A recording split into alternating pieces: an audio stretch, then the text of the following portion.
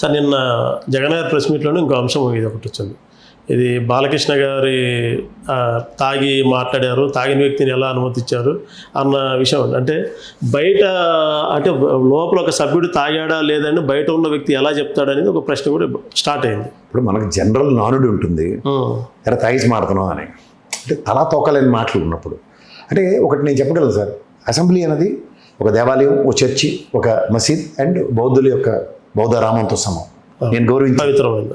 So ఇట్లాంటి దగ్గర సభలో లేని వ్యక్తుల ప్రస్తావన, అభాస్పాలే మాటలు. ఎందుకు సార్ ఇది అబద్ధం అని కూడా చెప్పకూడదు, సత్య దూరం అనే పదమే వాడాలి అక్కడ. అంత శాంక్చుటీ ఉన్న అలాంటి పవిత్రమైన ప్లేస్లో లేని వ్యక్తుల ప్రస్తావన. ఇప్పుడు ఇవాళ కాన్స్టిట్యూషనల్ పోస్టులను ఉంటాయి, ఉదాహరణకు speaker, deputy speaker, chief minister లాంటివి, గవర్నర్.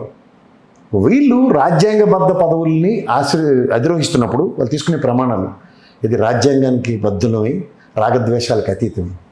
నాకు తెలియక అడుగుతాను, స్పీకరు పర్సనల్ వెంజెంటాతో జగన్మోహన్ రెడ్డి అంటే అతనికి నచ్చడు కాబట్టి ఎవడో ఈ సభలో తిట్టిన ఒక మనోరంజక కార్యక్రమాలను ఎంటర్టైన్ చేస్తే what does it mean by?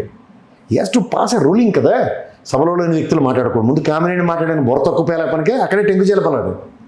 అది లేని వ్యక్తుల ప్రస్తావన ఎందుకు వస్తుంది సభలో, ఇది నేను ఎక్స్టెండ్ చేయనని ఆపాలి.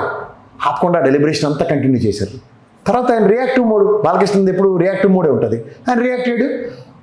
ఆయనకి నెత్తికి కళ్ళు వచ్చాను సింబాలిక్గా, నెత్తికి మీద కళ్ళజోడు పెట్టాడు, జేబులో చేతులు పెట్టుకుని గత ముఖ్యమంత్రిని ఏమని సంబోధించాడు. అది తప్పు పదం. అది అప్పుడు కూడా రూలింగ్ ఎవరు ఇవ్వాలి? స్పీకర్ ఇవ్వాలి.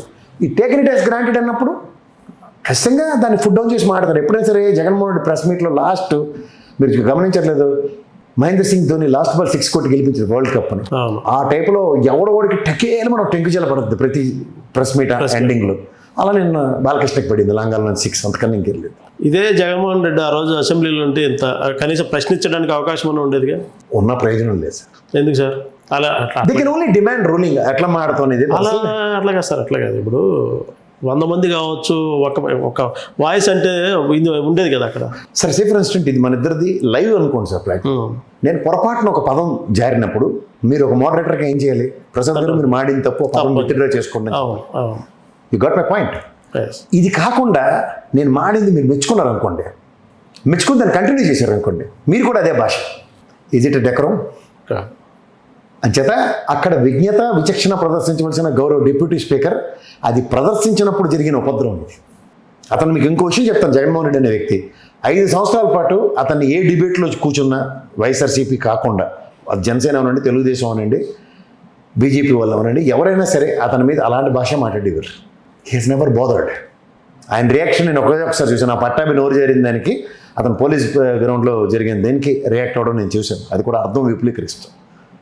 అంతకు మించి నేను ఎప్పుడూ అతని దగ్గర నుంచి రియాక్ట్ అయిన మూడు నేను చూడలేదు. ఈస్ టేకెన్ లెట్ ఇట్ అన్న టైప్ ఉన్న అతనికి కూడా టేకెన్ హిమ్ యాజ్ గ్రాంటెడ్ అన్నది తప్పని చెప్తున్నాను. సభా మర్యాదలు పాటించడం కోసం సభలో ప్రస్తావన వచ్చినప్పుడు సభలో అతను ఉన్నాడా లేదా అన్నది కాదు, సభా మర్యాదకి భంగం కలిగింది, అది మాట్లాడుతున్నాం మనం.